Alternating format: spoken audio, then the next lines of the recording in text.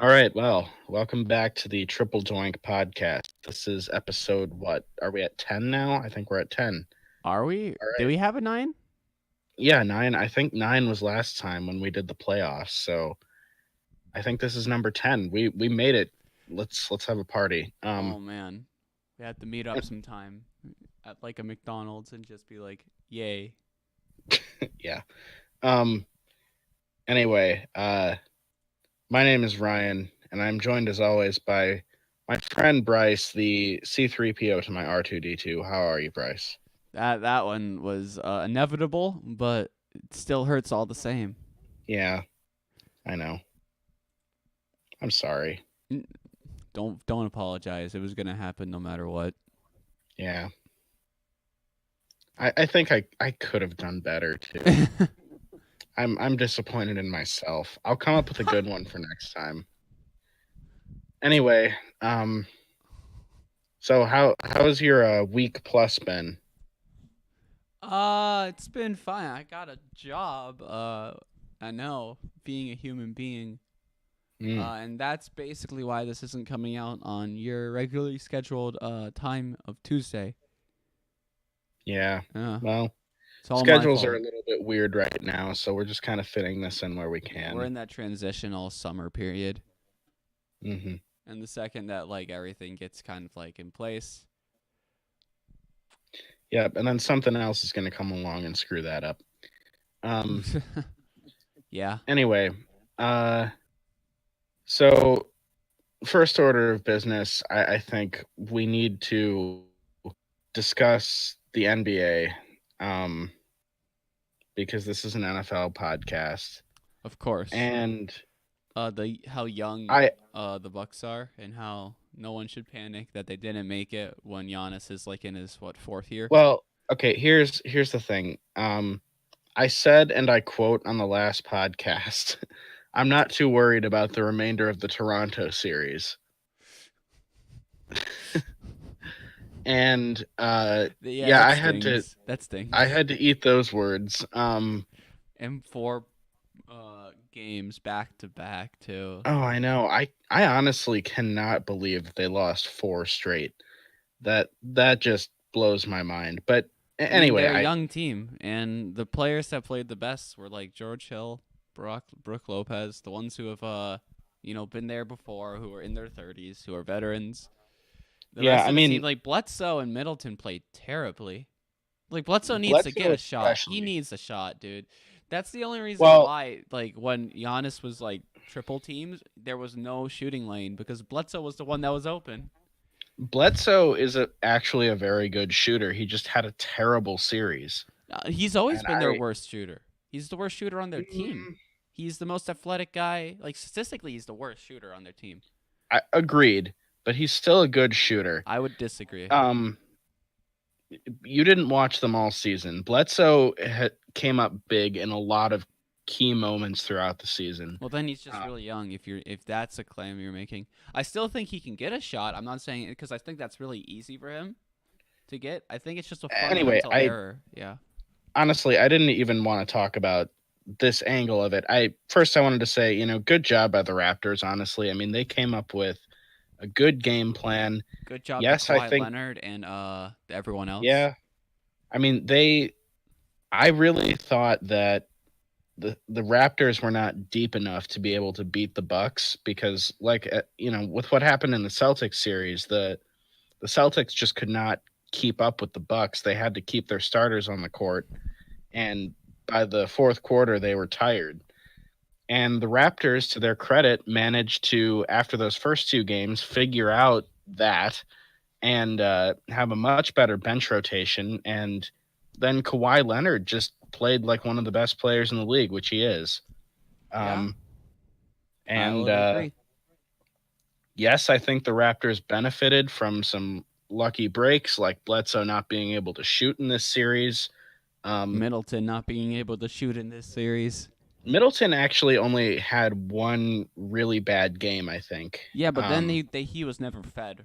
Is the thing, which makes Mm, me think that there was some other things going on yeah. because you don't because Middleton's like the most reliable shooter on that team. Actually, no, that would be Malcolm Brogdon. I think that Um, Middleton's way more reliable, especially from the arc. Malcolm Brogdon had a what was it? He had a like statistically anomalous year. It was what was it? 45th. I can't remember the percentages. Let me look it up really quick. Fair enough. Dang it, that's not Google Chrome. Vamp. Okay, just don't say anything. That works too. Okay. Malcolm Brogdon's shooting percentage. Well, okay, yeah. Um yeah. Okay, so 40, 50, 90 was the that's the statistical anomaly that like Steve Nash did a bunch of times and then Yeah. a bunch of other people did once. And Brogdon did it this Sure. year 42% from 3, 43 if you round up. 51% from the field if you round up, and 93% from the free throw line if you round up. So yeah, um, it's very hard to do, but he's a really good shooter. Um, so anyway, Fair enough. uh, I didn't know. I like Brogdon. Like has been hurt for half the games that I've watched the Bucks play. well, yeah, because you didn't start watching until the playoffs. Well, yeah, of Um, course. I'm not a big basketball fan.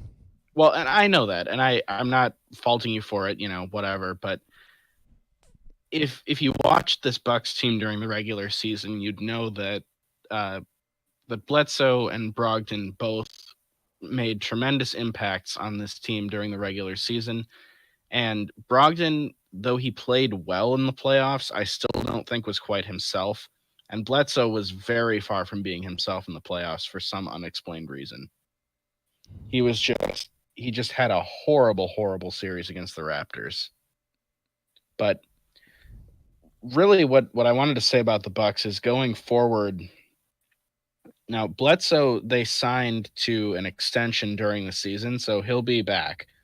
But Brogdon, Middleton, and Lopez are all entering free agency, and I'm. It'll be interesting to see what the Bucks do with this offseason. I'm personally like I would love to have all three of them back. I kind of don't think that'll happen, Wait, you but don't think they're gonna get Bledsoe, Middleton, and Brogdon back? uh, Lopez, Middleton, and Brogdon. Bledsoe's already extended. I thought. Yeah, I thought so. Uh, Yeah. But the other three starters besides Giannis, Brooke really, you don't Lopez, think they're Malcolm gonna Brogdon, maintain Chris their Middleton. starting roster? Well, it's just the fact that all three of them are free agents. Um, and it'll be interesting to see what the Bucks end up doing here. I feel like if they gave a big enough contract to all three of those guys, they'd all come back. Um, but we'll just see what happens. I I did look though, however, at some other notable free agents, and here's just a handful of them that I wrote down. So obviously, the big three that are going into free agency right now are Kevin Durant, Kawhi Leonard, and Kyrie Irving. All of Yeah. them are available. But then even beyond that, Klay Thompson, Jimmy Butler, Kemba Walker, Tobias Harris, Al Horford, DeMarcus Cousins, Marc Gasol. All of those guys, like I feel like if we were to lose like Chris Middleton, but we replaced him with like I don't know, Klay Thompson, I feel like that would actually be a win for us. So Fair, like but there's still not a lot of money in Milwaukee, and it's more that's just you true. get to And play with Giannis. well, right, and that's the big thing is that Giannis is due for a new contract after this next season. And obviously he's going to get a big contract. And I feel like at this point the Bucks and Giannis are both committed to each other, so he will Hopefully, stay in I mean, if they Milwaukee miss the playoffs next year, that might change. But if they miss the playoffs. But let's be real, that's not going to happen unless there's massive injuries. Um, in which case Giannis's future might be in doubt anyway. Let's just hope that doesn't happen. But what was I even saying? Oh yeah. So this actually kind of reminds me of and I know you don't follow baseball, but the 2011 Brewers team that went to the NLCS and lost to the Cardinals. That team was entering the season. We had Ryan Braun and Prince Fielder both playing on the last year of their contract. And we went out in the offseason, and rather than try to keep both guys around long term, we just decided to go all in and try to win that season. And we brought in Zach Greinke, which was a great move for the Brewers. Brought in Sean Markham. He worked out pretty well as a starting pitcher. Handful of other guys. And anyway, it was just like we're just going all in to win this one year because this is the last year that we had Braun and Fielder both on their relatively cheap contracts. And I kind of feel like the Bucks might try to do something like that too this coming season. Like they might sign a bunch of players to 1-year contracts and just try to go all in and win before they have to pay Giannis. Fair. And I feel like if they do that, they'll be a really fun team to watch. Next year. Yes. And then the year after that, we don't talk about it. Yeah. Like I was saying, I'm just interested to see what the Bucks do with this offseason. And honestly, yes, it's disappointing that we lost and we're not going to the finals, but if you told me at the beginning of the year that we would have a 60-win season and make it to the Eastern Conference Finals, I would have been like, "Yep, sign me up. I'll take it." Absolutely. Because I mean, last year, like we were the 7th seed. Like we did take Boston to Game 7, but we were never going to do anything, even if we had beaten Boston. Like it just wasn't going to happen. This year was a completely different team. And I'm really excited to see what they do next year and then even going forward. This has been Milwaukee Sports with Ryan.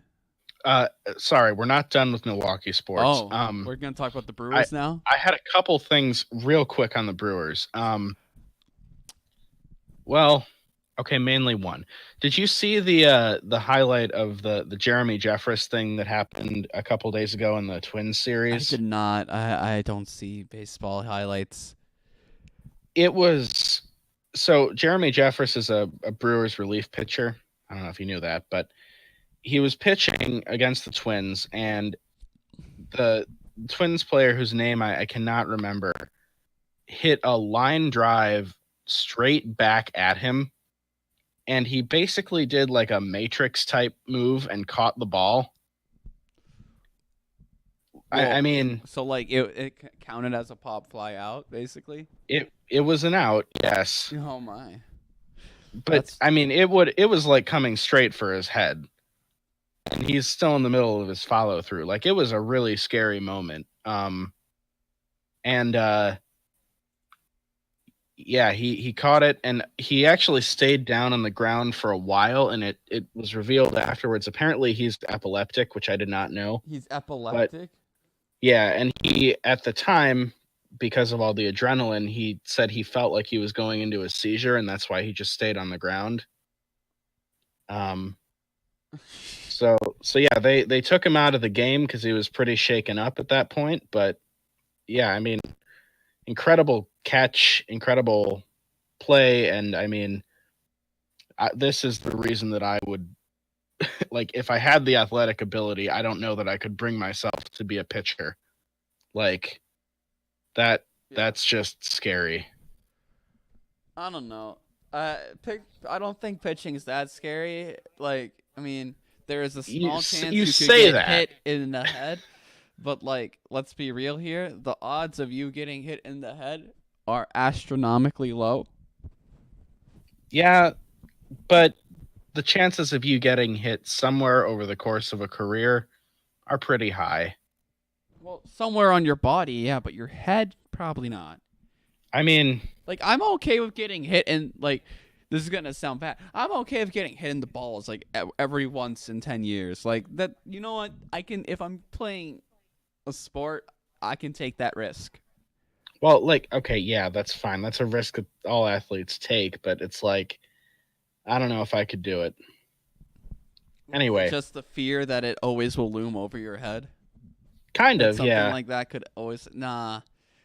I mean, it's irrelevant because I have zero athletic ability, but and even if you did, if that's your mentality, I don't know if you would ever succeed in that's this sport probably because true. most of the people who are doing this don't have that.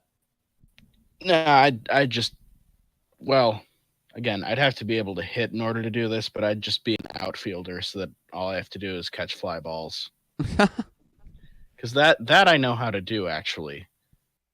But anyway, the other Brewers thing I wanted to mention is what the fuck is up with that umpire from like last week in the Phillies series?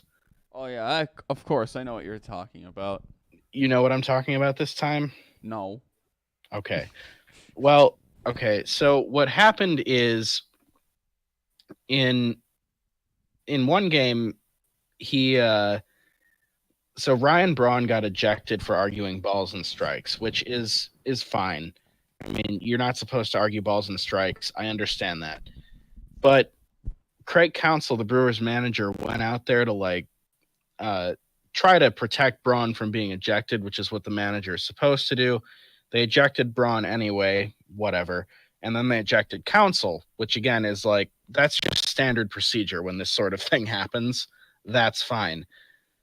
The problem is that the umpire really got into Counsell's face and was like pushing him back and sort of trying to intimidate him just with his body language and just like essentially just being a bully. And then the next day, this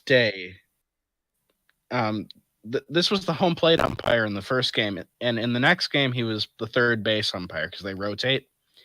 And Mike Moustakas, the Brewers' third baseman, he struck out on a check swing. So when it's a check swing, if the umpire behind home plate is not sure if they went around or not, they appeal to the umpire with the best view. For a left-handed batter, that's the third base umpire. So he asks the third base umpire if he went. He says yes. Moustakas strikes out. The next half inning, when the Brewers go out to play defense, Moustakas apparently wants to talk to the third base umpire about that call. And the umpire just ejects him, like for just wanting to talk about the check swing call. And then Counsell goes out there, and I don't remember if they ejected Counsell or not. I think Moustakas basically just said, it's not worth it. Don't get yourself ejected. And yeah, basically this one umpire's a bully. Man, imagine, right, you're like a 50-year-old man who only cares about the rules of a game and and like the only semblance of joy in your life is making it so players can't play the game. Oh, I love that. Yeah. You see,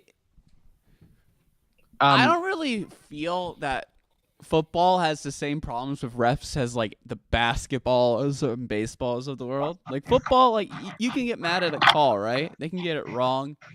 That's about it. Really, there are few plays in memory, right, where like a ref actually interfered with the play, because usually if they interfere with the play, they're getting just pummeled. Mm-hmm. So it's like, I mean, I've seen it a few times where like a player in the open field, a running back, will like use the umpire to run the defender. Like we'll run the defender into the umpire or one of the other officials out there, in order to like sort of use the ref as a blocker. And I also remember seeing when I was a kid, the umpire getting drilled with a Brett Favre bullet. That looked extremely painful. In football, refs are put in their place more. Yes. Yes. Like, except for Ed Hockley. Nobody puts Ed Hockley in his place. Fair. I think he's retired now, though. Didn't he retire 2 years ago? Yeah, that sounds right. Yeah. By the way, that hang on, let me find it quick.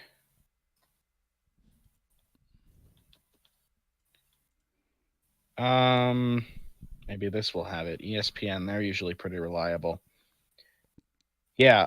Okay. So in that second game where Moustakas got ejected, huge shout out to Brandon Woodruff, the Brewers starter that day, because he went 8 innings, 1 hit, 1 run, 1 earned run, 10 strikeouts, and no walks. He threw a perfect game through 8 innings, with the exception of 1 at bat in which he gave up a solo home run. I mean, that's a pretty incredible performance. Again, like, that's great. I don't watch baseball, so this is like, I know. Cool. This is cool. I'm hearing about it. Also, his in that same game, now Brandon Woodruff is a pretty good hitter for a pitcher, and in fact, I'm starting to wonder why they don't just like start him at first base when he's not pitching, because he's that good of a hitter this season. But he actually batted in more runs than he allowed in that game. I think he batted in 2 runs. Huh. That's funny. Yeah, in last year in the NLCS against the Dodgers, he hit a home run off Clayton Kershaw. So, yeah, he's a pretty good hitter. Anyway, enough talking about basketball and baseball. Yeah, enough about me. Yeah, would you like to talk about League of Legends? Well, funny thing, League's in its off season. It's brief 2-week off season. And I talked about MSI last week.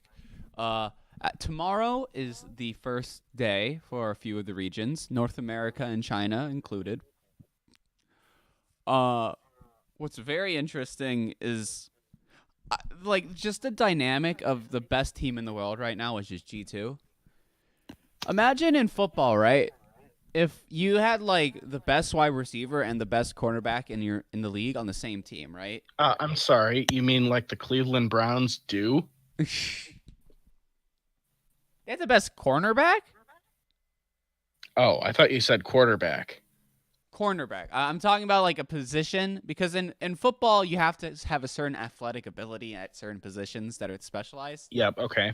But other than that, like with running back, wide receiver, and cornerback, your body can actually kind of be interchangeable. Like, you know what I mean?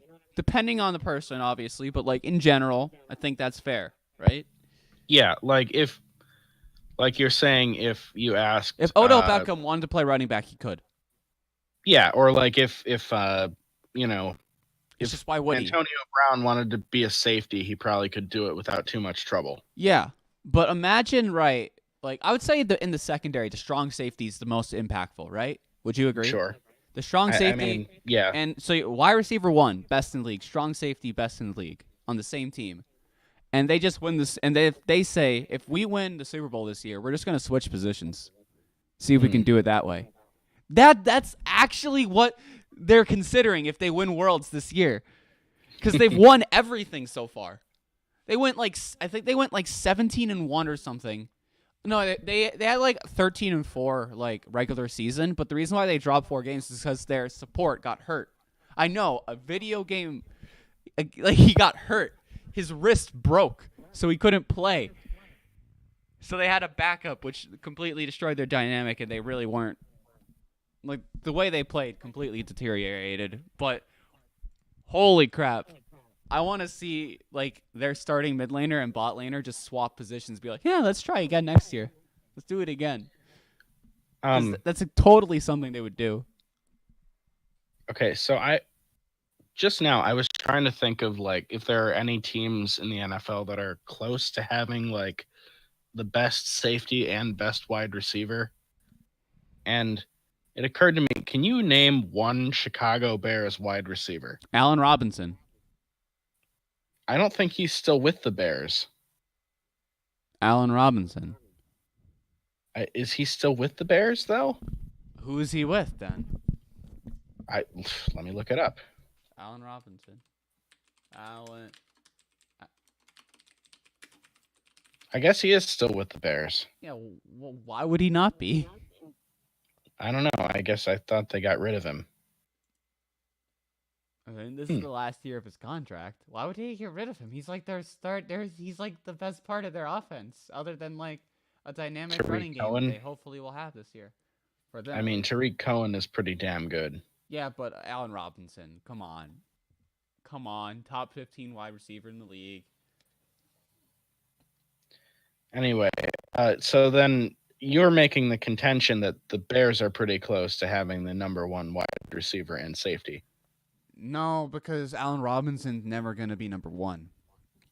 Because there's a significant difference between 5 and 15 than 1 and 5. If that makes sense. Okay, so Okay, so if we think about this then, who are the top 5 wide receivers? Actually, the Atlanta Falcons are probably pretty damn close to that mark, if you think about it. Because, and this is going to tie into my bold predictions later, but Keanu Neal is a great safety.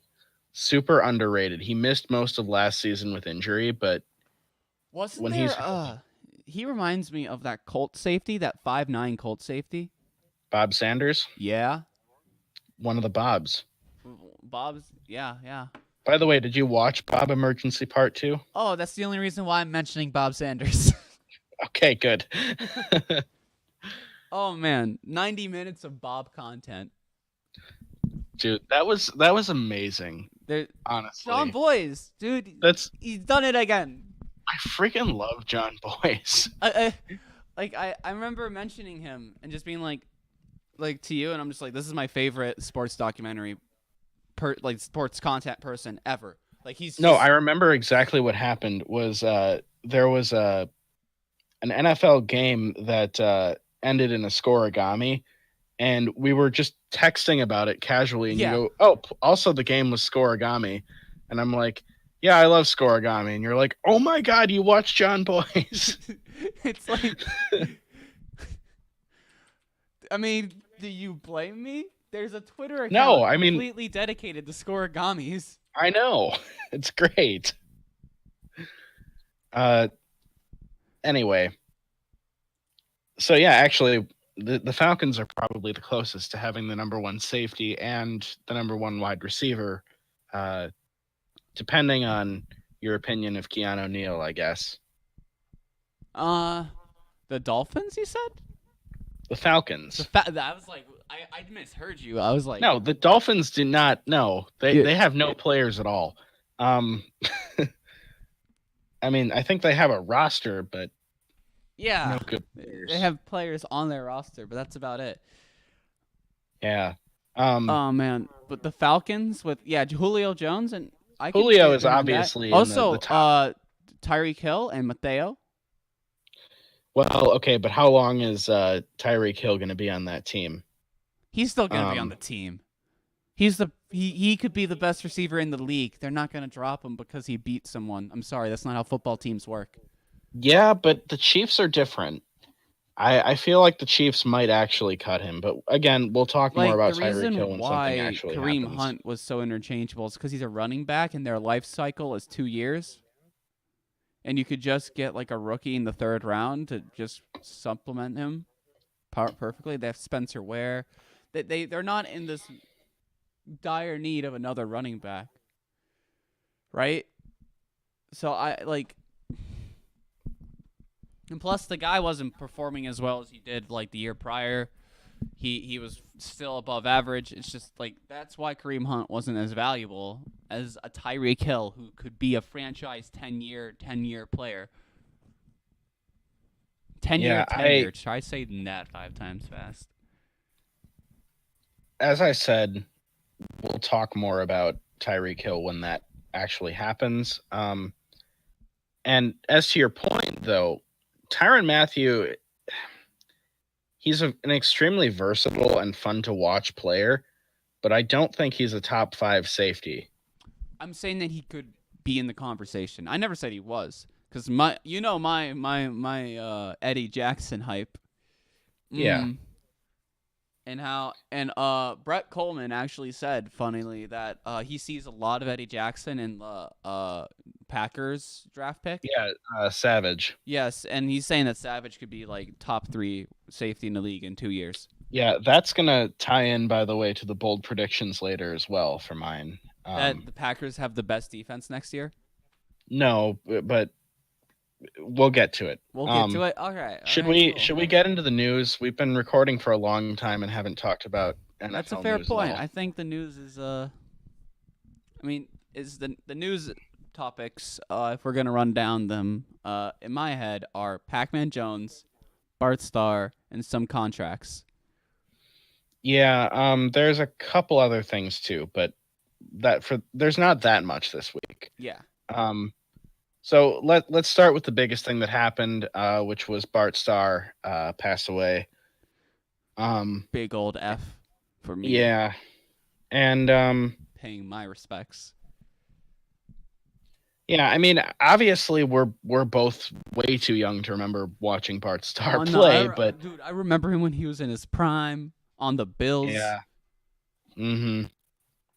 Anyway, but yeah, the only real memory I have of Bart Starr was when they retired Brett Favre's number a couple of years ago, I think it was, and just the way that Brett Favre got emotional when Bart Starr, who was in poor health, but he made his way out to the center of the field to congratulate Favre and just be there. And you got to see Starr, Favre, and Rodgers all in the same place at the same time, and it was really cool. It's great. It's Starr, Favre, Rodgers, and we don't talk about anything in between. I mean, I can give some love to Don Majkowski, but the 80s and 70s for the Packers are And of course, none of them have as many single game passing yards as Matt Flynn. True. That's true. But anyway, Seahawks and the Flynn. Yeah, Seahawks for the Flynn is that's where that name comes from. It comes from basically that game and all the Flynn hype that came out of it. Yeah, I think anyway, made it. Still sad. Whatever. I know. I still wish that Matt Flynn had a more successful career, but anyway, Bart Starr, R.I.P. You're a great player in a time that I couldn't watch. And as someone who grew up in a Packer household, having to root for the Packers for most of my childhood, your name was always seen as some like eternal essence, I guess. Like just, it's weird. Bart Starr was never compared to like being better than Favre or Rodgers, right? Because I think it's pretty like accepted that he's not as good of a quarterback. But it's a different era. I don't even think it's that more. I mean, like he just didn't have the same mechanics. It sounds like that more. I need to watch the film. I need to watch the film and actually have my own opinion. But from the opinion of experts in the field, and from all of like what I've heard, it's just when you watch him on film, like especially later in his career, he never was the same player that he was in the Lombardi era, and he definitely benefited from coaching. Like more than like Rodgers or Favre ever did. Well, and you know, in today's NFL, the quarterback, like you can have as the, how can I say this? You can have a great roster without a quarterback, and your team will not go that far. You know, like the quarterback is sort of the, and conversely, you can have a great quarterback and nothing else, and ask Matthew Stafford how that feels.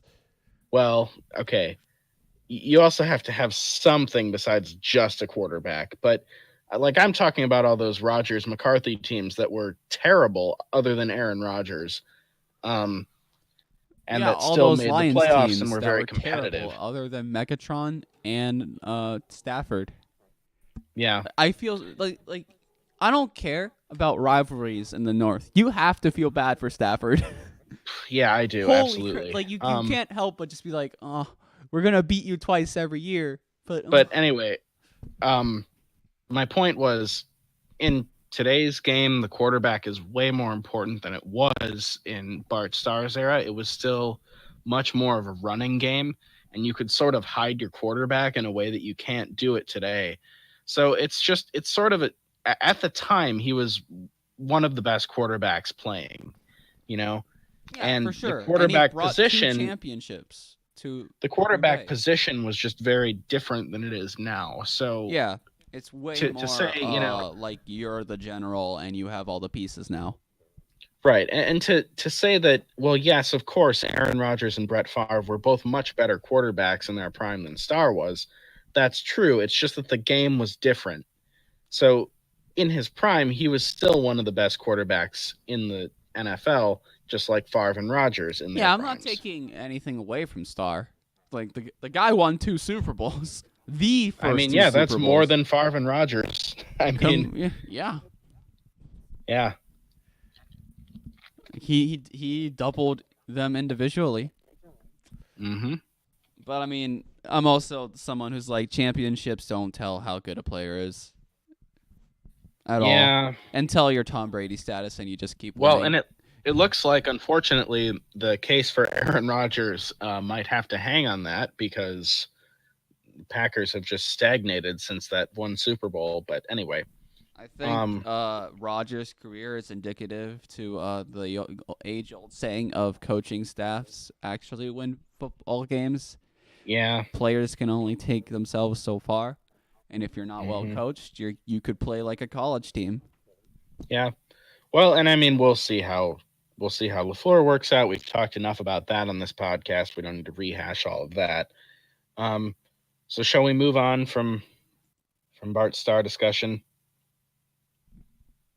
I believe so. Yeah, good for him. Okay. Oh wait. Didn't mean to say What? that. Didn't mean to say. No. I don't know why I said good for him. That was like good for him.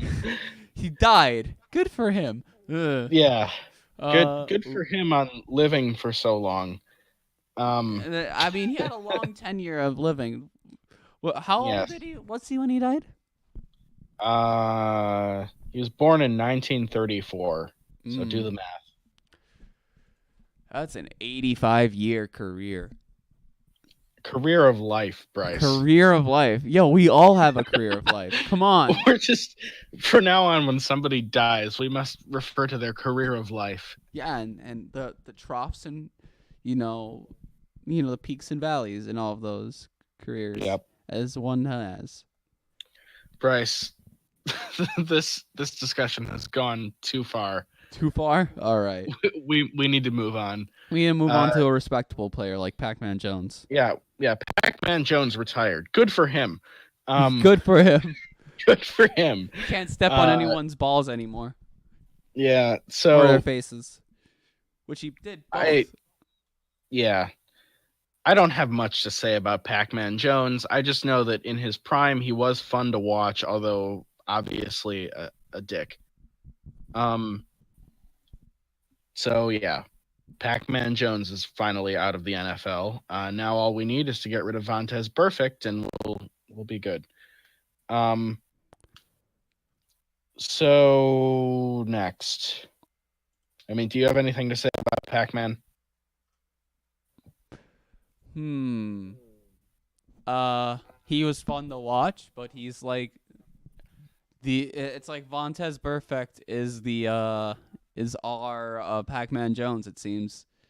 You know what I mean? Yeah. So anyway, moving on. Speaking of another guy of dubious moral character, Ndamukong Suh has signed a 1-year deal with Tampa Bay. So he is replacing Gerald McCoy in Tampa Bay. And remember, they were drafted with back-to-back picks in the first round. Suh was drafted second by the Lions and McCoy third by the Buccaneers.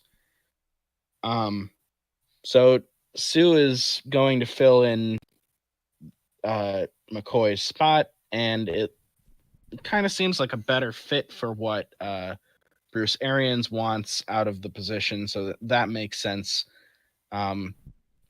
Bruce Arians, I Yeah. guess the defense. Well, I mean, he's an offensive guy, but Todd Bowles, I guess, is the one running the defense, and those defenses traditionally have had the big run-stopping guy in the middle, which is what Sue can be. So, Yeah, but I seems think like a Sue's gonna need to be doing like halftime, right?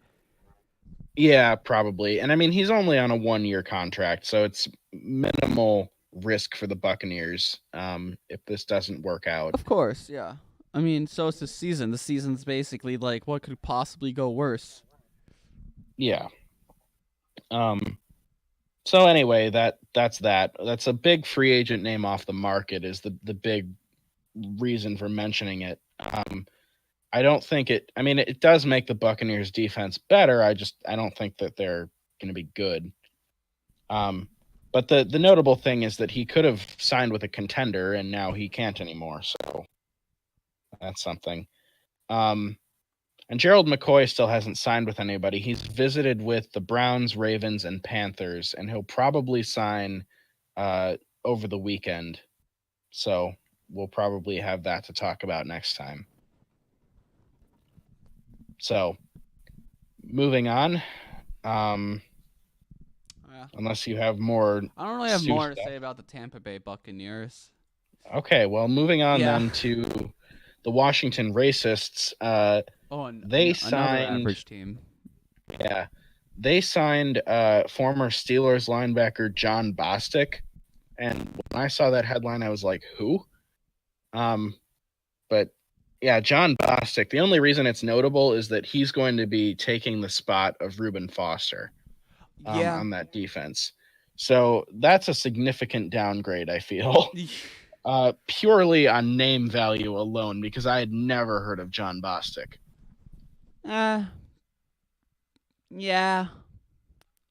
I had heard of Bostic, but I mean, he's not the same player as Foster. When I started reading about him, I was like, oh yeah, maybe I know who this guy is, but yeah, anyway.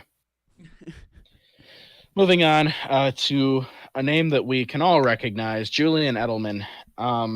He signed a 2-year, $18 million extension with the Patriots.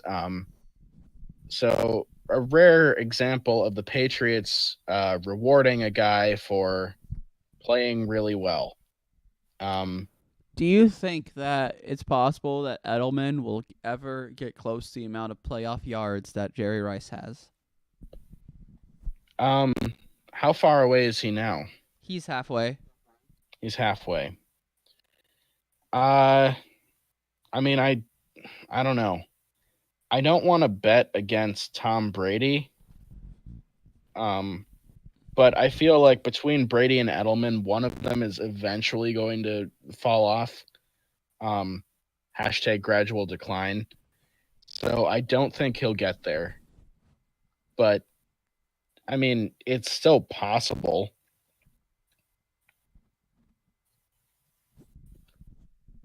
I guess. I think that, I mean, I don't think he'll do it, but because the way Jerry Rice did it wasn't on one team, and he did it on his it was him more than anything, and the decision to go to teams that were actually in playoff positions. That helps a lot, and he's also just not as good as Jerry Rice. But hey, never know, I guess. He has way more playoff yards than you would ever think, but he does, and he also does have like a Hall of Fame career already, which is kind of weird to think about. Sorry, what's going on with your mic? Oh, yeah. Sorry. Sounds like you're revving up a motor.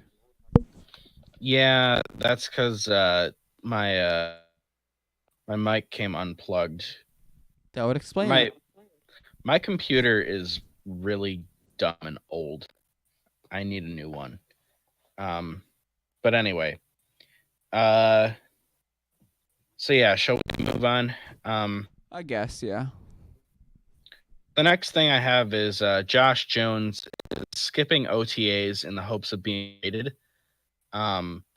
And to non-Packers fans, they might be going, "Who's Josh Jones?" Well, he is a safety who is now, because of recent Packers offseason moves, unlikely to see much playing time, barring injury, because the Packers went out and signed Adrian Amos and drafted Darnell Savage.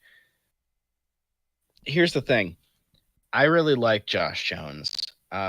What I saw from him on the field, there's got to be something going on behind the scenes that I'm not aware of, because he, with the talent level that he displayed last season when he was able to play, he should have been the starter. He was not the starter at the beginning of the year, and then injuries happened, and he started a few games, and then he got hurt. Yeah. But when he was starting, he played really well, and he drew praise from Chris Wessling, which, if you haven't caught on to this by now, Bryce, I pretty much will defend. I will pretty much, when Chris Wessling praises a player, I just take that to mean that player is really as gospel. Good. Yeah, that's a very dangerous. Pretty much, that's like, very, very dangerous mindset. The thing is, Chris Wessling is so rarely wrong about players. Like, he called out David Johnson's breakout season before it happened. Like, I don't think anybody really saw it coming except for Chris Wessling. But anyway, yeah, so bottom line is Jones wants to get out of Green Bay because he doesn't think he'll get playing time there, which is probably true. The Packers don't really have any particular obligation to trade him. He's still under contract for 2 more years, so I feel like the Packers probably won't trade him.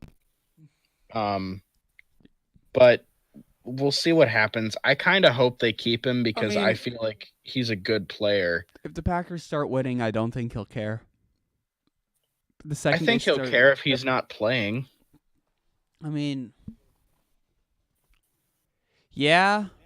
I still think he'll be Would playing. you rather, if you're a young guy who's never had a chance to prove himself in the league, would you rather be the starter for a bad team or be sitting on the bench watching a good team? Being on the bench so you could actually learn something. Yeah, but I don't think that a lot of young players see it that way. You're not ready for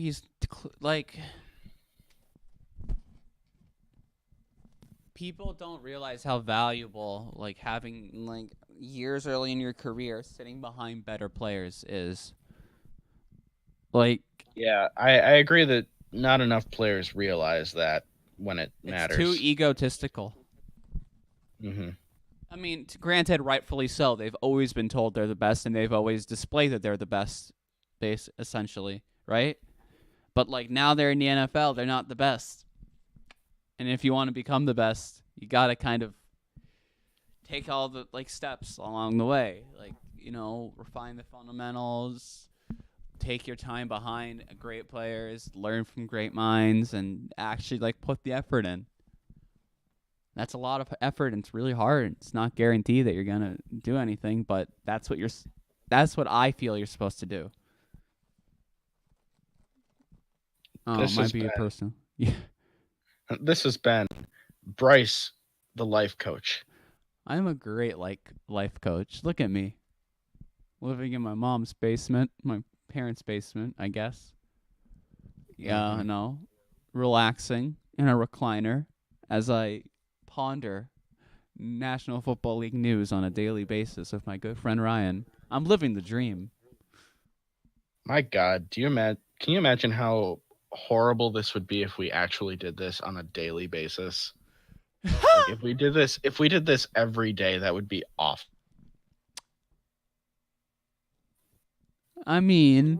Granted, I enjoy doing this, but if we did this every day, we would just have nothing to talk about.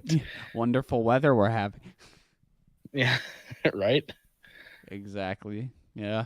That's why no one does daily podcasts. Doesn't make sense to, unless if you're doing a podcast, it's this is a general thing. It's more like a radio show, and it's more oh, we have this guest on today, and if it's something like that, wow, I'm yawning. My bad. But if it's something where like you actually have like guests on consistently, and there's a change of flow, and you got like actual like new minds, I think it's fine. But okay, when it's just the two of us every week, yeah, can get stale. okay. So anyway, conclusion on Josh Jones. I hope he sticks around because I think he has a lot of potential. That's a But scary word, but I mean, we'll just see. What he has Wesley's prayer, so. Um, so Benjamin Watson, we mentioned last week that he's going back to the Patriots now. Apparently, though, it's come out he's going to be suspended for the first 4 games because of PEDs. So apparently, what happened was he was planning to retire after last season and underwent a series of medical tests in which he was given bioidentical testosterone cypionate, which is a steroid, to help heal his body. And then when he decided that he was going to play again, of course, he had to get drug tested and tested positive for the steroid. So he's going to be suspended for the first 4 games. Apparently, the Patriots knew about this when they agreed to sign him. So, they knew what they were getting into. So that's that. I mean, can we make the stereotypical storyline of the Patriots are never good in September yet? Yeah. Like I know it's still May, but like, well, that's gonna be what happens. I mean, come on. Yeah, not because of Ben Watson, sure. but not because they won't have Benjamin Watson, but just because of like the way history. Don't. I know history you don't like the history argument. So far. I know you don't like the history argument, but there's no actual tangible argument when you say that, which is like, well, they tended to do that sometimes. But okay, the reason that they tend to do that is that that's the way that Belichick coaches, is that he figures out his team more in September and October than he does in August. And so he becomes a better coach over the course of the season, and they become a better team over the course of the season because he's seeing what actually happens on the field. And that's where the history argument comes into play. He's done this and been successful. Why wouldn't he do it again? Like that, that's fine. But if you're just going to be like history, then I'm just like. But see, when I say history, the rest of that is all implied. No, I think you gotta explain it. I would rather you explain, well, that's just how Belichick coaches instead of just saying history. Yeah, well, okay, now we've had to hash all of that out, and now you understand what I was trying to say. Yeah. I mean, I thought that's what you meant, but like it's still like when people say just history with no like foundation behind that, and like no like the unwillingness to actually like explain their argument as to why they say history, instead of just saying, well, look at how they do in September. Like, see, now I think we've spent too much time on this when it could have been done in literally one word, history, but instead we've spent several minutes now talking about it. Because it's fundamentally how people write storylines and how people actually judge dynasties.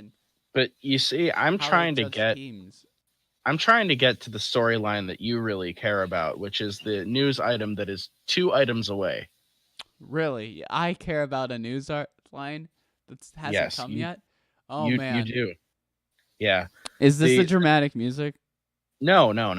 That's not going to be till later. Oh yeah. But anyway, the news item that I wanted to get to was the NFL. Well, okay, this is the one that's next on my list. Is apparently the whole Ezekiel Elliott thing, which we didn't talk about last time, but apparently the NFL is going to be investigating that. as they should. What's the is it another case of he got into a fight, I guess, at a concert. Oh, I see. He Wow. he was like maybe going to hit his girlfriend, and then some security guy stepped in, and then he like got in a fight with the security guy. Oh. So apparently the NFL is investigating, which could mean that he's suspended if they, suspend him. Another case of people who bash their heads into each other for a living, not doing smart decisions. Yep. I would have never guessed. So yeah, that's what's going on with we'll obviously keep an eye on that. And okay, here's the one that you would probably care about more. Hit me with it. The Jacksonville Jaguars. Oh. You ready for this? The Jacksonville Jaguars. Yeah. Are expected to sign wide receiver Terrell Pryor. Wait. Yeah, I told you. It's great, isn't it? I mean, honestly, I do like it because that's what I'm saying. It's like, why haven't I heard of this? Is this just an expectation? It's not like anything set in stone, right? I believe that. I don't think they've made it official yet, but yeah, he's going to sign with them. I just saw this headline last night, so yeah. That's why I haven't heard of it. Okay. It's fairly recent. So Terrell Pryor is a player that I've always thought has I'm not going to say potential, but he has shown prowess in a lot of fields in the game. Yep. And I mean, it's a matter of work ethic. He was the lone good player on an 0-16 team. He was a quarterback wide receiver who couldn't throw to his best receiver because his best receiver was himself. Yeah. Thank you, John Boys. Hey. Chart party. He yeah. That 2016 season for Terrell Pryor was pretty incredible.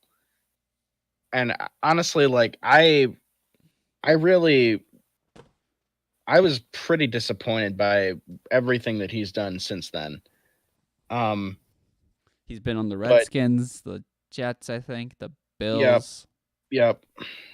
And who knows? Maybe he can actually do something with the Jaguars, who definitely need help at the position. Did you hear that headline where it was like one of the Jacksonville receivers actually surprised that a quarterback can throw well in practice? With Nick Foles and Gardner Minshew. That's got to be a welcome change. Who knows? I don't think Nick Foles is. I don't think Nick Foles is the answer. I think I've already made that clear. But he's my quarterback, so that's my quarterback. Yeah. I mean, that's. Oh, you're breaking up. I'm sorry. Am I back now? You are back. Hello. Is it your mic that keeps unplugging? It's not that it keeps unplugging. It's that my USB port is stupid and keeps fair enough. Malfunctioning. And I can't really do anything about that. So, also, I cannot Ethernet cable to stay in. So, I keep going from direct connection to wireless, and sometimes that will start cutting out. You need a new laptop. Oh, yes. Oh, yes, I do. It's been a long time coming. Yeah. Okay, so then just a couple more news items here. Chris Harris, the the Broncos cornerback. I don't think I've ever seen this before. So he was holding out, right, for a new contract because he's on the last year of his. and the Broncos signed him to a modified contract, which essentially means he's still just signed for this season, but he's going to be getting more money than he otherwise would have. So he just gets one. He just gets more money for a single season. That's it. Yeah, it's Why? just Why would like they do that? because I think they were like, yeah, we. This is like the rare case of like a holdout.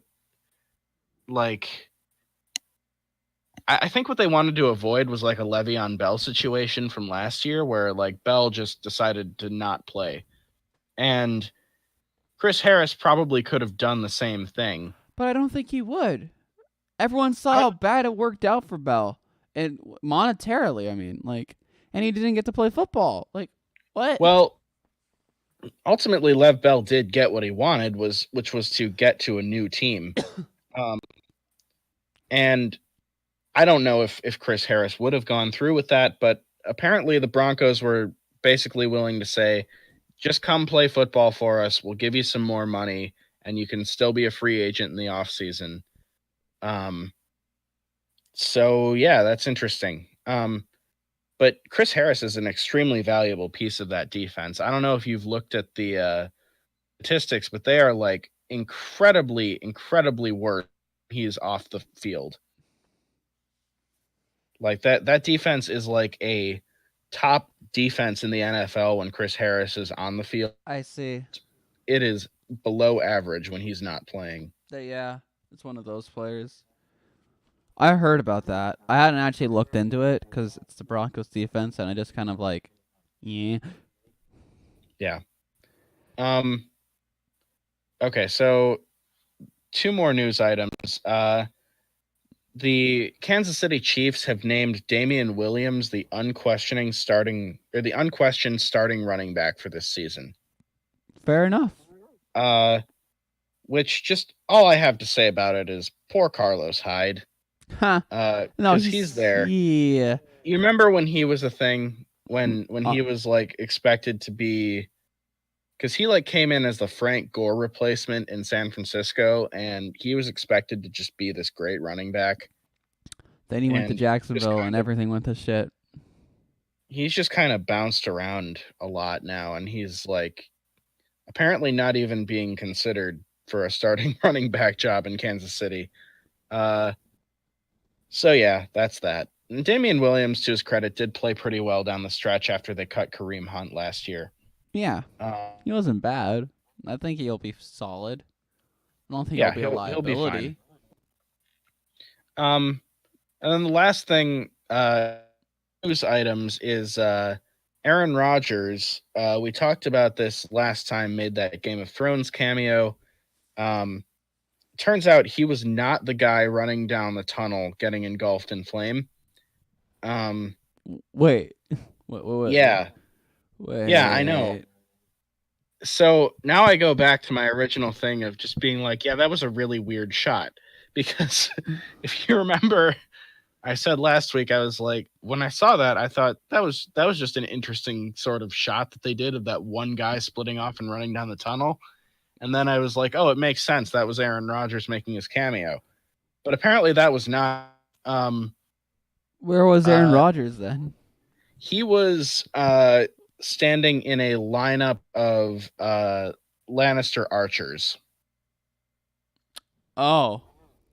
So, yeah. So he was an archer for the Lannister army.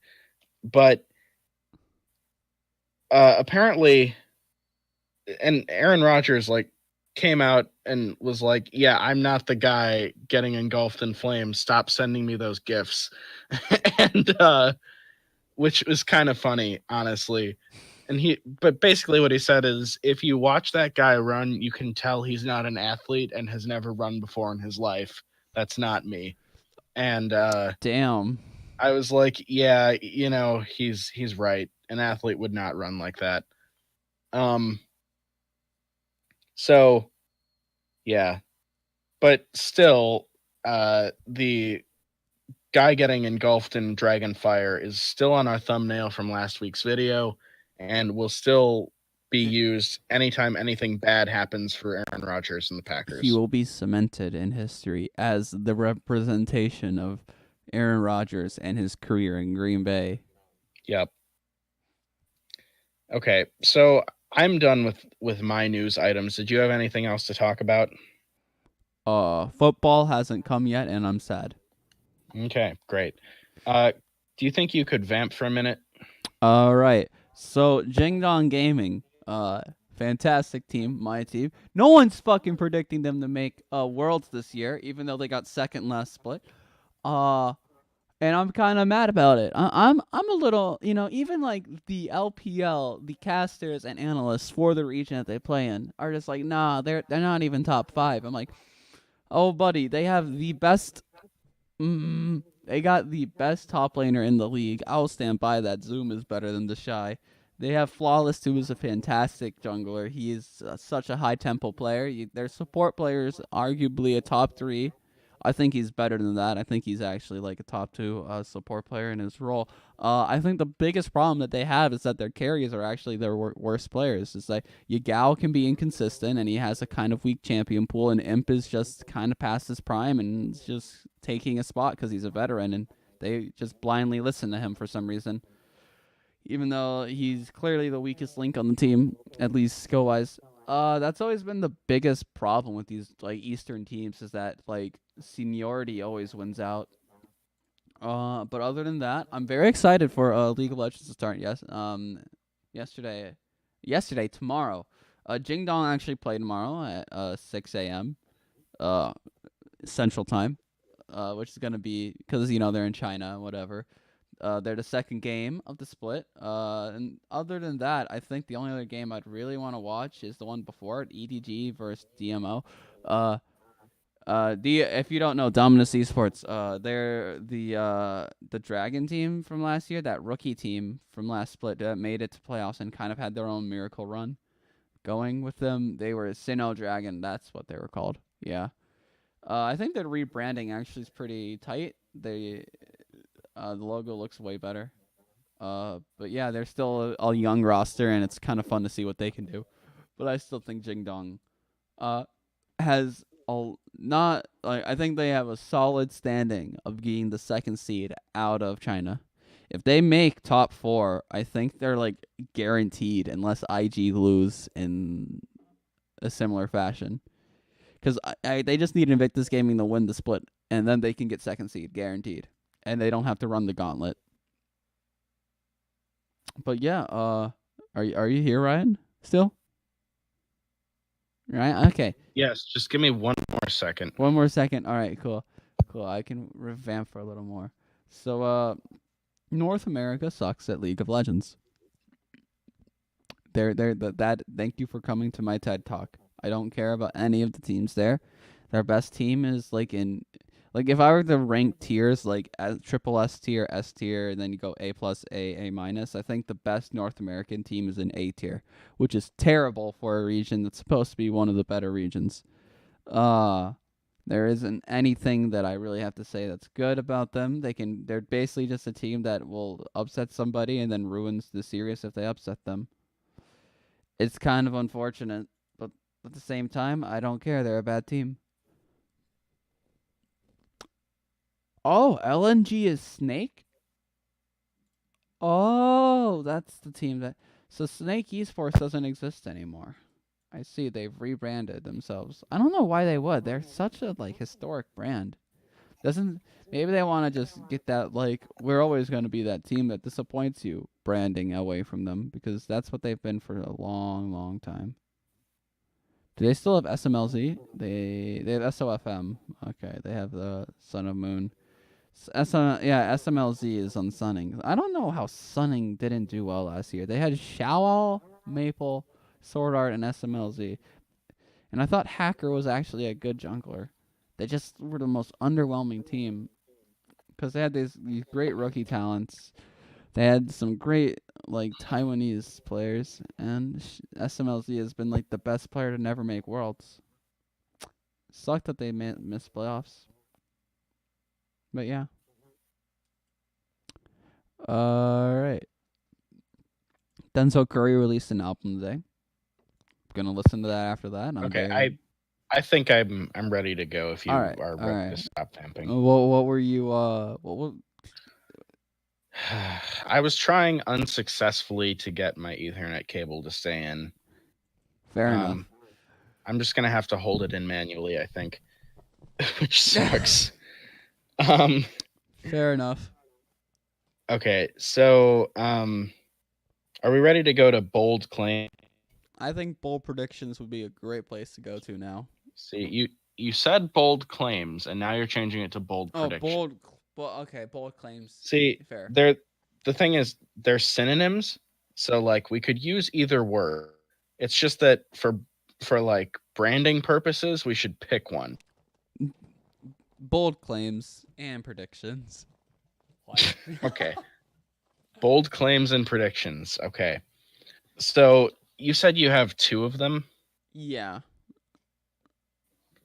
Okay. So since I have 3, I guess I'll go first. So that way we can alternate. So my first bold prediction, by the way, this is our new segment in place of our records predictions and like predicting the entire season. Now we're done with that. Fill the space. We have to fill the space with something. So here we are. So my first bold claim or prediction is that 3 NFC East head coaches will be fired during or immediately following the 2019 season. I like that prediction. Oh my, I'm gonna give that a thumbs up myself. Thank you. Oh man, do you want to explain a little more? So yeah, if you break it down, you got to figure, okay, one of them has to make the playoffs just by the rules, the NFL rules. One of those teams must make the playoffs. And the Eagles are a good team. The Eagles are a good team. So we figure Doug Peterson is probably safe. The other 3 coaches, Jay Gruden with Washington, I mean, he's kind of already on the ropes. I don't think anybody would be surprised if Jay Gruden got fired. So that's kind of a gimme. Jason Garrett's been underwhelming. Jason Garrett, I think, based on some of the things that Jerry Jones has said over the past year or two, that I feel like if the Cowboys have a bad season, which we're expecting them to, I think that Garrett's gone. I think he's got to deliver on this. I mean, they made the playoffs last year. I think they have to step up this year for Garrett to keep his job, and I don't think they will. And who's the Giants coach? The Giants head coach is Pat Shurmur. Now, this one is probably the biggest long shot of the 3. Pat Shurmur getting fired. That's why it's a bold prediction. But I feel like if the Giants' offense is not fixed, that they'll get an offensive guru to coach Daniel Jones going forward. This is funny because my first bold prediction actually might counter a lot. Well, of that. Okay, but I mean, what do you think of my first prediction before we move on to yours? I'm very that makes me excited and it's basically saying the NFC East sucks, and I agree. But I mean, do you think it's likely that if the Giants continue to be bad, it's likely that the coaches are getting torn out? Because this is only Pat Shurmur's second season. Remember, do you really fire a coach after 2 years? I don't know. The Browns didn't, and then they went 0-16. Well, yeah, I mean, a lot of teams do it. That doesn't. I mean, you kind of have to look at the Giants and what they've done. New York, with their of course, they would fire him. Yeah, I mean, I guess so. It's not like Cleveland. It's not like Tampa, where they can just get away with being bad for so long. People are gonna tear through them and pressure them to change. But I guess to my point, my okay, yeah. So your first prediction. My prediction is that Eli Manning will have a top 10 passer rating this year.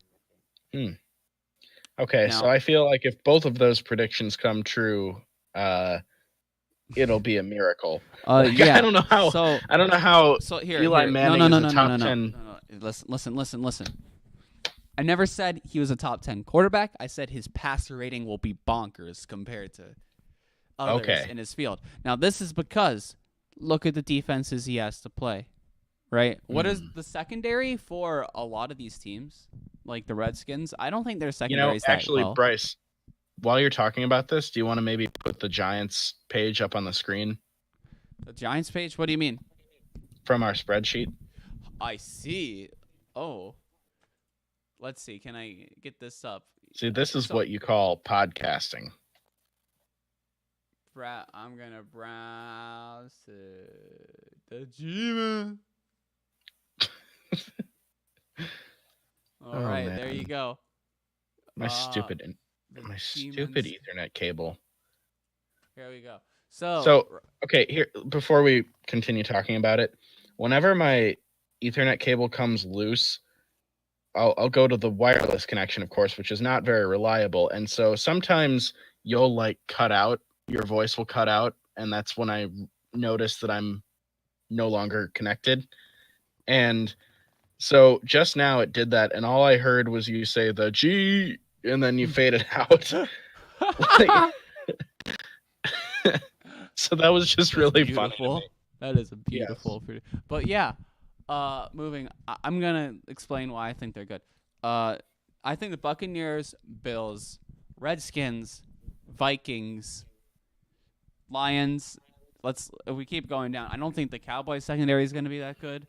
I don't think the Dolphins secondary.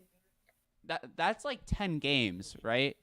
10, 11 games of just bad defenses that are. Yeah, that's a very logical prediction, actually. I didn't think to look at that sort of thing. And Eli Manning, without Odell Beckham, he's not going to be throwing as risky anymore. So I think his interceptions are going to plummet. I think he's just going to make less mistakes. I don't know if he's going to be like he's not going to have crazy like yards, right? But I think he's going to have like high completion percentages with safe passes.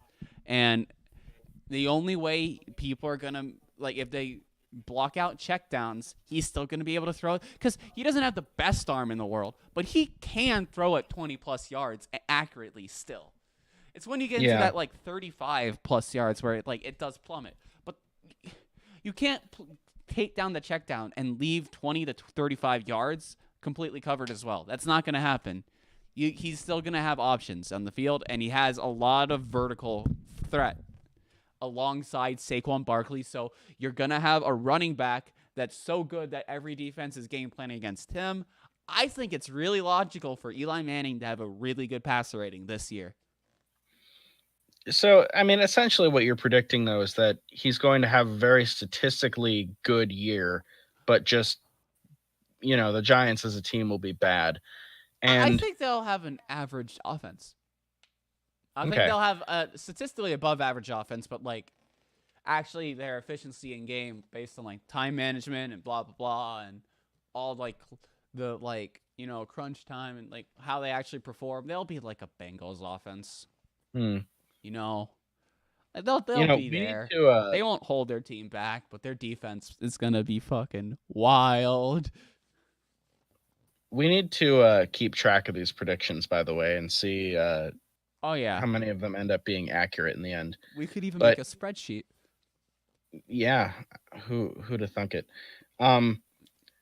Anyway, how do you like my claim? I didn't like it at first, but once you sort of started explaining it, it made a lot of sense. Yeah, I don't think it's too out of the picture. No, definitely not. It could happen, and I still feel like it could happen, and Pat Shurmur could get fired. Yeah, that would be really. I mean, that might be a kind of a season if that happened, but I mean, it could happen. Okay, so are we ready to go to my next one? Yeah. Okay. So my next one is the Atlanta Falcons will have a top 5 defense in 2019. And I'm talking in total defense. All right. I'm looking at their division, and I can see how that can happen, yeah. It's okay, so it's not just their... Yeah, they have the talent for it, is what I'm saying, but yeah, you can explain, because it's your prediction. It's not just, if you want to maybe put up the Falcons schedule, I'm talking about this. Part of it, of course, is we have the Falcons going 13-3, and it's due in large part to the fact that their schedule is very soft. Cardinals. Titans. So that's part of it. Part of it is that they're just going to be playing a lot of bad offenses. Well, it's more their division's bad, I feel, because they have to play against a lot of teams that we predict going to the playoffs, like the Jaguars. The Seahawks don't make the playoffs, but that's because they have the Rams and 49ers in their division. They play the Rams, they play the 49ers, they play at the 49ers. They play the Colts. I don't think it's a soft schedule, but I think that they have a lot of soft games. Right. The other reason, though, is that looking at this, they were so beat up last year. And if you go back to the previous season, right, their defense was like, I don't believe it was top 5. I can't remember because I looked this up a few days ago, but it was up there statistically. Like their defense performed very well 2 years ago. And then last year they were just so injured. They lost Keanu Neal, which makes a huge difference. And I talked about him a little bit earlier. And plus Deion Jones is an impact player at the linebacker position. Their defense looks very good on paper. And if they stay healthy, I think that they will have a really good season on that side of the ball. Even though they do have to play games against the Colts and Rams and they have to play against the 2-15-1 teams. Yes. They were 14-2, weren't they? I guess, yeah. That's right. We had the 49ers going 14-2 this season. Yeah. One worse than our last prediction. Mm-hmm. Oh man. So anyway, yeah. That's my second prediction. I mean, what your overall thoughts? I think that's a solid prediction. I just think that their schedule is way too hard for that. Actually, okay. Like, you're talking about how soft their schedule is. Nah, I don't. We didn't even mention that they're playing the Eagles, who we have being very good. Oh yeah, that's I don't think that it's fair to say that their schedule's soft. Okay. That's just my thoughts. But I guess moving on from that point, my prediction is my new bold prediction is gonna be that in terms of rushing defense, the Jets and Redskins are gonna be in the top 5. In terms of rushing defense, if you just look at their roster, I'm gonna try to pull up both of these teams' rosters. Oh boy, Skins roster. Jets, Ross, because I want to make sure I get all the players right, because the front 7 for both of these teams look really gross. Please don't tell me I'm wrong with the Redskins stuff, because I did look this up and I'm like, this is come on, it's gonna show me them in like alphabetical order. It's like, no, what? The superior order, Bryce. Superior. It doesn't. Okay, the Redskins don't have their depth chart, so I actually can't look. This is gross. Okay, screw the Redskins prediction. And the unofficial depth chart isn't released for the. This makes me really annoyed, because yeah. I'm questioning though why you had them being so good. It's just that, like, we have them predicted to be a 2-14 team, but they're gonna be great against teams on the ground. I feel as though they're gonna be able to stop the run. Here's the issue though: if you're 2-14, that means you're going to be behind in a lot of games, and that means that a lot of teams are going to be trying to run out the clock on you. And that means that you're going to give up rushing yards in garbage time. I mean, there's a chance that they just get there are a lot of games where they're just tired, and they get just run down because teams just continuously run the ball against them. But I mean, I feel like that's what's going to happen when New England in Week 5. I just feel that the Redskins, based on their roster, which I can't pull up because it's being stupid.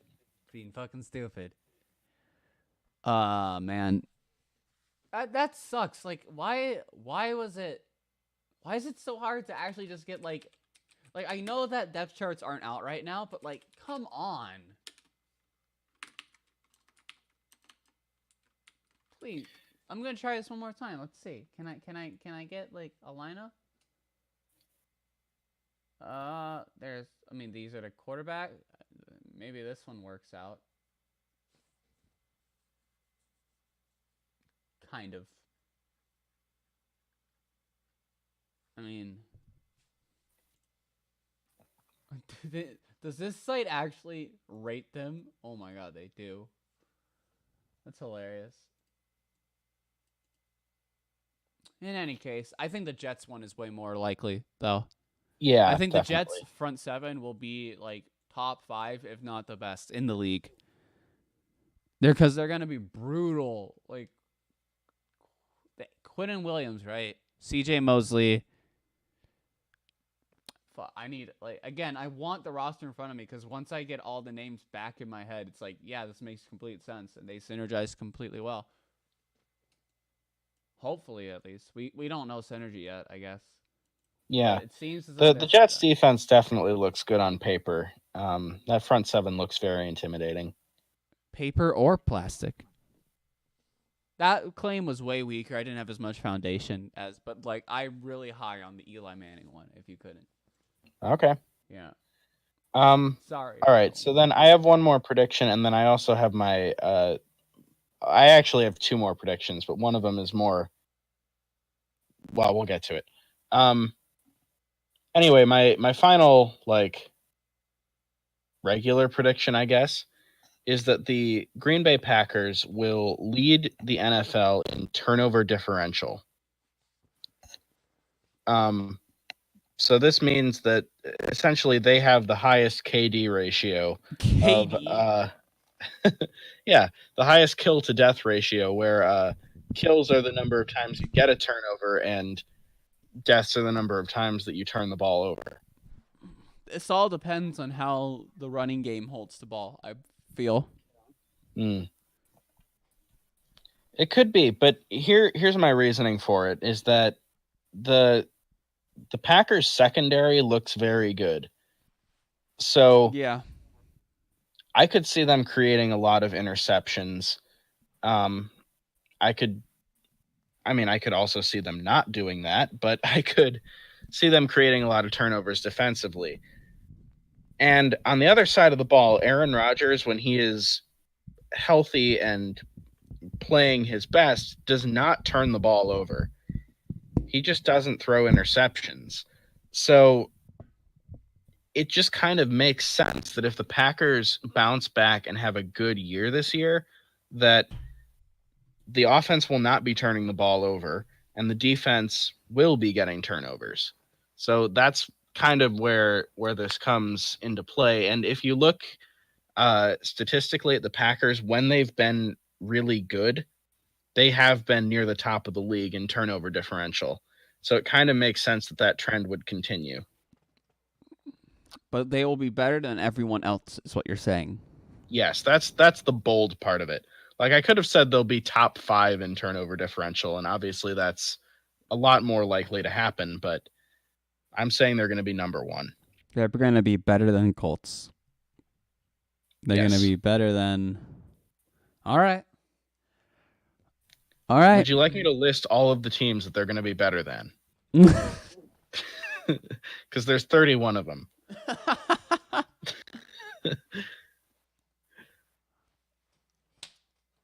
Okay, hey, man. So I like that. I think that's a solid one, and it's bold. It's real bold. Yeah. Like, that's some juicy stuff. Like, if it gets right, like, I'll buy you a sandwich. Awesome. Yeah, I'll do the sandwich. I'm looking forward to it. Yeah. Okay. So, are you ready to get into the big thing? I'm ready. I'm on the edge of my seat, physically, mentally. Let me just preface this before you cue the music. So, I had it. That was really close. I had it stable, like I was staying connected, and now it's going back to wireless. There we go. Okay. And can I get it to stay? Oh my God, it's staying. Oh wow. Bryce, I'm connected. We have connected liftoff. To the internet. Is that the bold claim that you're gonna have a stable connection? No. Okay, so this is more actually of a doubling down on a previous prediction. But anyway, Bryce, if you want to just cue the music. Here it is. Going? It's going. All right. Sunday, September 9th, 2019. Week 4. Ford Field, Detroit, Michigan. 1 p.m. local time. The 3-0 Kansas City Chiefs are visiting the 0-3 Detroit Lions. Oh no. Kansas City takes an early lead on a first quarter strike from Patrick Mahomes to Sammy Watkins. Most fans and analysts watching the game resign themselves to another late September snooze fest, but the Detroit Lions and their loyal fans will not go down without a fight. On the following possession, facing 3rd and long, Matthew Stafford scrambles to his right and finds wide receiver Marvin Jones deep downfield for a big gain that keeps the drive alive. A few plays later, Kerryon Johnson breaks the plane to give the Lions a touchdown of their own. The Lions force a punt on the ensuing Chiefs possession, but a Stafford interception sets the Chiefs offense up in excellent position to retake the lead. The resilient Matt Patricia-led defense is not intimidated by the shortened field and holds the Chiefs to a field goal. The Chiefs' defense steps up as well, and the score remains unchanged until late in the second quarter, when Travis Kelce, quiet until this point, finally manages to find some space over the middle of the field and break free for a long catch and run, setting up a Damian Williams touchdown 2 plays later. With just under 2 minutes left on the clock, Stafford hits Theo Riddick on a short pass over the middle. Riddick breaks a tackle and runs for 15 yards before the Chiefs can finally bring him down. Stafford then connects with wide receiver Kenny Golladay for another first down, and then again for a big gain down the sideline. Now in field goal range, the Lions attempt a screen to Riddick, but the Chiefs are all over it, and Riddick picks up only 2 yards with the clock running. The Lions complete a pass over the middle to Danny Amendola, picking up the first down and getting into better position for Matt Prater, but in doing so, they must spend their last time out. With just enough time for one shot down the field, Stafford takes a shot to the back corner of the end zone, placing the ball in a spot where only Kenny Golladay can get to it, reminding fans in attendance of the Calvin Johnson days of old. Golladay hauls in the pass, but the catch is overturned on replay as his second foot came down just out of bounds. Wait! Disappointed, the Lions settle for a field goal, making it a 1-touchdown game at the half. On their first possession of the second half, Detroit's offensive adjustment seems very clear. The new plan is to feed Kerryon Johnson. Johnson bruises the Chiefs' defense all the way down the field in a long drive reminiscent of the AFC Championship game in which the Patriots employed a similar strategy. The drive is capped off with a 1-yard plunge by C.J. Anderson, and the Lions tie the game at 17. Not content to let this impressive drive go unanswered, Mahomes immediately leads the Chiefs' offense down the field. Facing a 3rd down in the red zone, Mahomes looks for Travis Kelce over the middle, but safety Quandre Diggs is there to apply a big hit and force the incompletion. The Chiefs must settle for a field goal, but they reclaim the lead nonetheless. On the following possession, in the opening minute of the fourth quarter, set up by a play-action fake to Johnson, Stafford finds Golladay, who has already made a big impact on the game, wide open over the middle for a long touchdown. With that 1-touchdown pass, the Lions lead for the first time in the game. Once again, it falls to Patrick Mahomes to answer the Lions' score, and once again he drives the Chiefs down the field. This time, facing 3rd down in the red zone once again, Mahomes looks for Damian Williams in the flat. Williams makes his way toward the sticks, but Quandre Diggs is there once again, this time meeting the running back and dragging him out of bounds just short. The Chiefs settle for a field goal once again, cutting the Lions' lead to 1 point. The Lions attempt to milk the clock on offense, but Kerryon Johnson, clearly looking fatigued, comes up short of the sticks on 3rd down, forcing the Lions to punt the ball back to Kansas City after only 3 plays. Needing only a field goal, it's the perfect situation for Reed and Mahomes. The Chiefs drive into field goal range, killing most of the remaining time in the process. With just over a minute remaining on the clock, the Lions have one timeout left, and the Chiefs are facing 3rd down and 6 from the Lions' 27-yard line. With a makeable 44-yard field goal attempt in front of him, Andy Reid decides to forego the run play that would force the Lions to burn their timeout, and instead calls for a knockout punch. Mahomes fakes the handoff, rolls to his right, and fires a quick strike to the outbreaking Sammy Watkins, a pass that, if complete, would give the Chiefs a first down and allow them to run out the remaining clock before their field goal attempt, taking away the Lions' opportunity to answer. At the last moment, as Watkins is about to secure the ball and perhaps the game, Darius Slay's fingertips make contact with the ball, pushing it just out of Watkins' reach. Reid's gamble has failed, and, even after Butker's made kick puts the Chiefs ahead once again, the Detroit Lions still have hope. With less than a minute and one timeout left, Matthew Stafford gets to work. The first pass is completed to Kenny Golladay for what will be the final time, a 16-yard completion, with Golladay getting out of bounds to stop the clock. After a first down completion to Marvin Jones gains 4 yards, Stafford finds himself under pressure on 2nd down and 6. After stepping up in the pocket and then running to his right, Stafford throws across his body over the middle of the field with the deceptive sidearm release that only he has mastered. The desperate pass finds rookie tight end TJ Hawkinson, who slides to the ground to haul in the low pass. Hawkinson is touched down immediately at the Kansas City 43 for a 12-yard gain, and the Lions are forced to take their final timeout with seconds remaining. On 1st and 10 from the Chiefs' 43-yard line, Matt Prater steps up for a 60-yard field goal attempt, 1 yard longer than the Lions' franchise record that he set in 2016, but 4 yards shorter than the 64-yarder he hit at altitude in 2013 as a member of the Broncos. This one is for the win. Can the Lions pull off the impossible? Can an 0-3 team truly avoid going into their Week 5 bye 0-4 by beating an undefeated team that went to the conference championship the previous season? The snap. Are there cracks in the Kansas City armor? The hold. Is Matt Patricia the next great NFL head coach? No. The kick. Is Andy Reid washed up?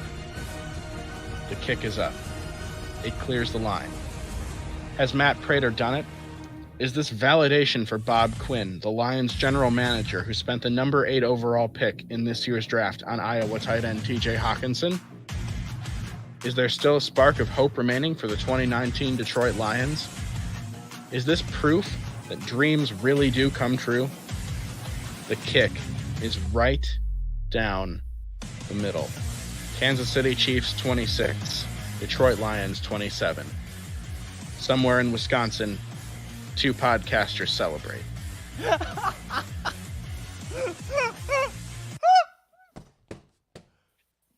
How long did it take you to write that? Okay, so you know how we were supposed to record this on Tuesday? Oh my.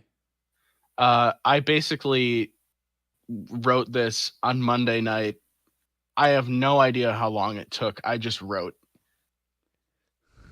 Some of my favorite lines were like, "Are there cracks in the Chiefs' armor?"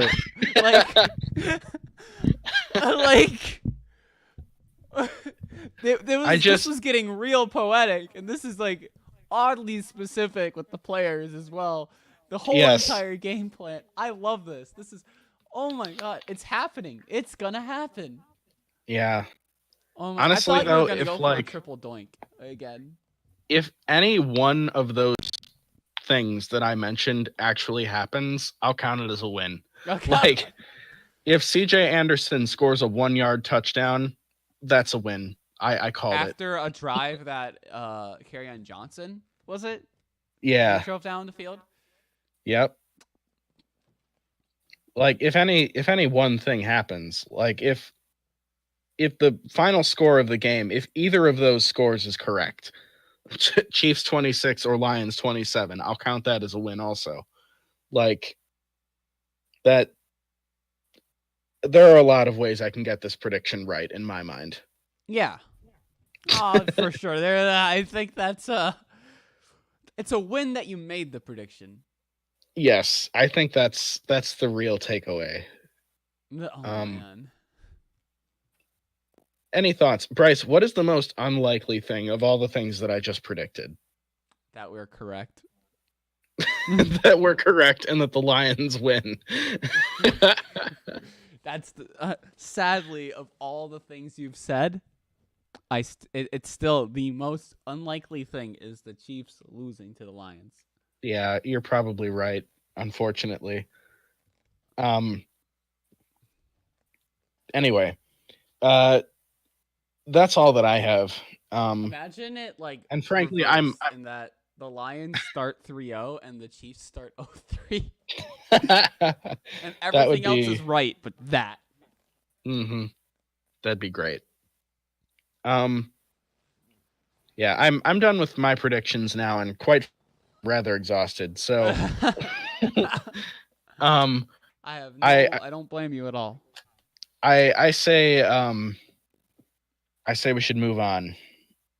Unless you have something else to say in the predictions area. I'm so amazed. I'm dumbstruck. That was the most glorious. There were times when like the music was like perfectly revving up. When like the kick was going, I'm just like, oh my lord. Yeah, I can't wait to hear it with the music.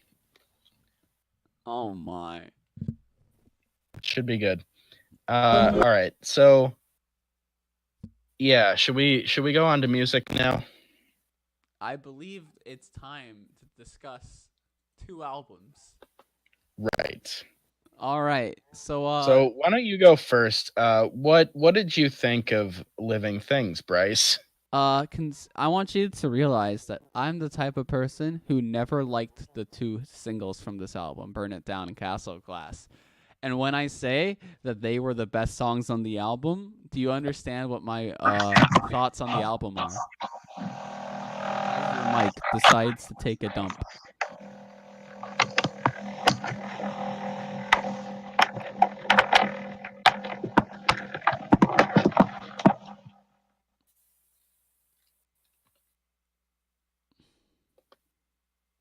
Are you still there, Bryce? I'm sorry. I'm right here. Did you hear anything of what I said?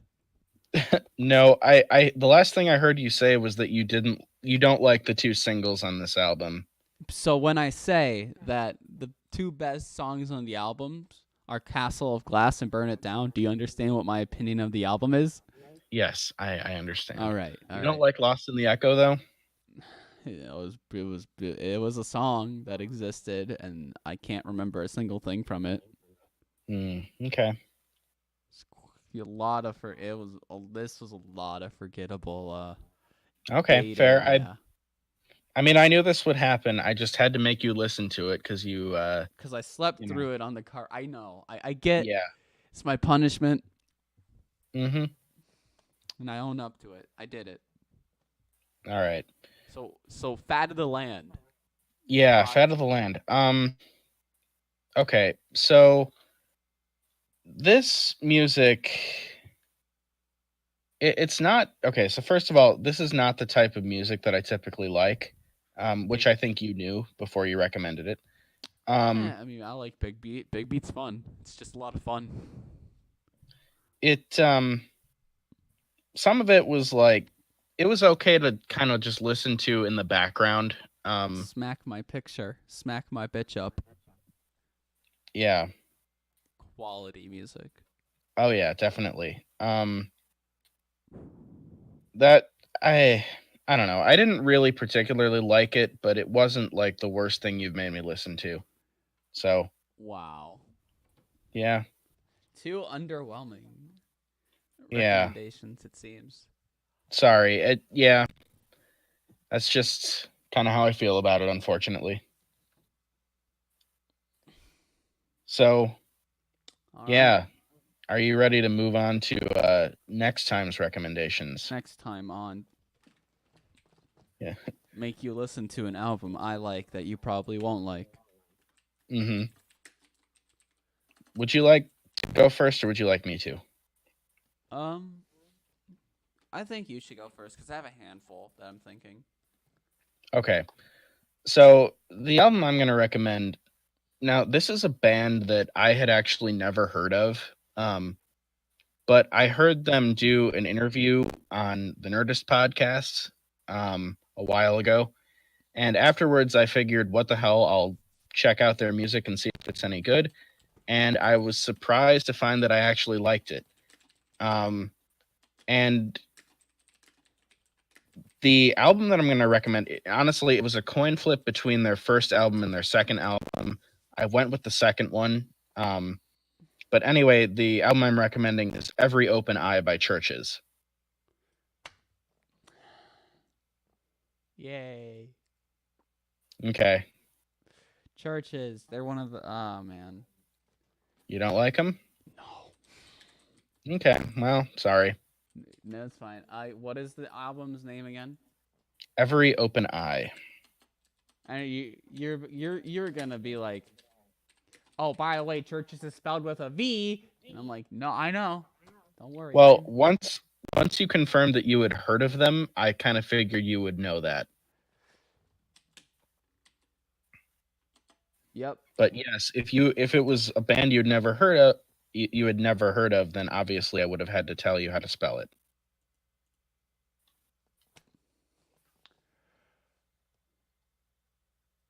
There, that one is Churches. All right, now my album, surprise, surprise, will be another folk album that I quite enjoy. Excited to return to folk. Oh man, it's a band called Okerville River. They are a kind of a underground folk band, but not really. They've been around forever now. This is not their like, I guess, magnum opus album that most people like actually consider to be the best album they've made, but it is their first album, and it's one that I quite enjoy, and one that I feel has a lot of bangers. But like, it's folk music, so like I'm using that very liberally. Okay. It's called "Don't Fall in Love with Everything You See" by Okerville River. And I believe this is something that you'll probably like. Are you there? Okay, hang on a second. I'm just trying to look it up. Trying to look it up, yeah. Yeah. What did you say it was called? Don't Fall in Love with Everything You See.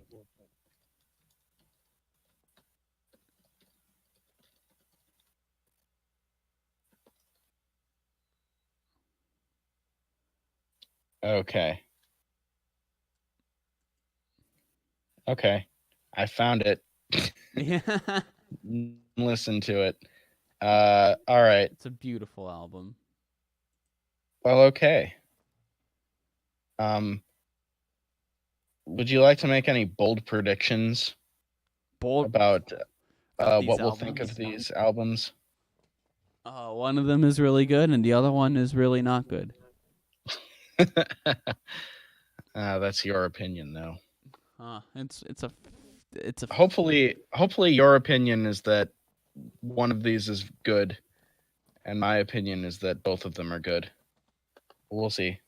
Hopefully, if I listen to Churches again and I actually start liking them, I'll tell you, but I wouldn't bank on it. Okay, well, again, I'm just trying to like pick free of the artists that I like, I guess. Yeah. That's not really a good way of saying that, but you know what I'm trying to say, right? I guess you're trying to break your mold. Branch out. Not so much. I'm just like, the stuff that I listen to most frequently is all stuff that I know that you've already heard before. So I'm trying to pick some of the more outliers. Yeah, it's hard to, I know. Yeah. Like, I've been, I guess, really avid, like, searching in depth into music for like half a decade now. Yeah, and I have not been. So that's why, like, your yeah. I mean, you just have way more familiarity with music in general than I do, so it's harder for me to come up with these, I guess. Fair enough. Fair enough. All right. Well, anyway, do you have anything else to say about anything? I think that's a good. I still that Chiefs Lions game. Oh my lord. Yeah, I was pretty proud of that when I finished it. That is It your was magnum killing opus. me. You have peaked. It was Everything killing me is to have to downhill. wait 3 days because I wrote that on Monday night expecting to read it Tuesday, and it's killed me to wait 3 days to read it. At Oh the man. very end of the day, you've read it, and I have to say, good God, Captain. Yeah. Oh man. I hope All we right. don't get it. That's where you're wrong, kiddo. I don't want to be wrong. I don't want to be wrong either. I just want to keep banking on the Lions beating the Chiefs every episode from this point on. That's gonna be the game. That's the peak of it. That's gonna be better than the Super Bowl if that happens, right? Yes. Yes, I don't know actually if I'm kind of torn. If I had the option, because I don't know if the Packers, let me check really quick. Play the same time as the Lions Chiefs game. Yeah. I don't know if the Jaguars do either. I mean, I don't think they do. Jaguars usually play early games. Yeah, that is an early game though. The Lions Chiefs is early. Oh, I Oh, thought it was an afternoon game. The Packers play on Thursday night that week. Score.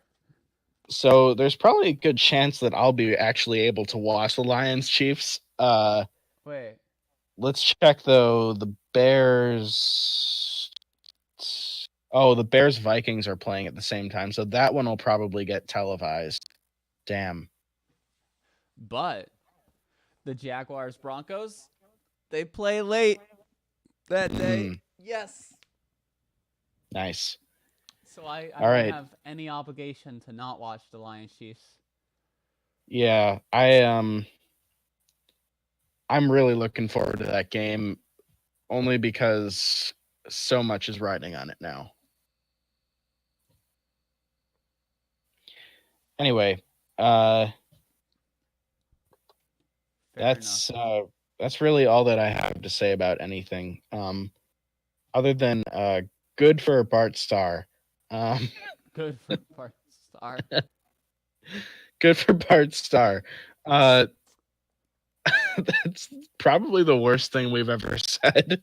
Honestly, that was the worst thing. I really did mess up. You really did. Like I just like good for wait he's dead. Yeah. Anyway, for 3PO, I'm R2. See you guys next time. All right. See ya.